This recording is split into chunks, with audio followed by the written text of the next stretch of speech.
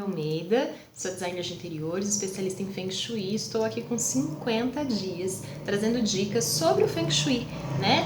E sobre tudo aquilo mais que a gente consegue fazer dentro da nossa casa para melhorar os nossos ambientes e assim, consequentemente, a nossa vida, né? Porque a gente é uma extensão da casa, a gente nunca pode esquecer disso.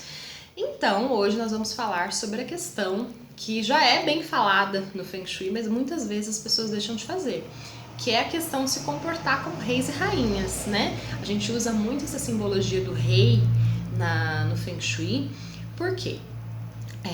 O Feng Shui é uma coisa muito antiga, né? Então a gente já vinha nessa tradição, mas vamos diminuir aqui a introdução. Eu quero falar para vocês sobre a questão de como a gente entra na casa, o quanto é importante, né? Imagina um castelo e aí você imagina um rei. Por onde que ele entra? Vai ser pela porta dos fundos, né? Se você imaginar um artista, por exemplo, ele vai entrar pela porta dos fundos? Não, né? Ele sempre vai entrar pela entrada principal, pela entrada que realmente dá acesso ali a todas as pessoas importantes, né? Existem até locais que posicionam, que tenha uma entrada principal para pessoas mais importantes. Existe aquela história de elevador de serviço e elevador eu não sei o nome do outro, mas aquele elevador principal e o elevador de serviço, então a gente tem que tomar cuidado, né? Como a gente está se posicionando na vida, qual a mensagem, qual a informação que a gente está mandando para o universo, né? Então, quando você entra lá pela porta dos fundos, você está imitando quem, né? Geralmente quem entra pelos fundos são os subalternos do rei, né? Aquela pessoa que trabalha muito, que realmente está sempre ali se esforçando. Isso não quer dizer que o rei não trabalhe, né?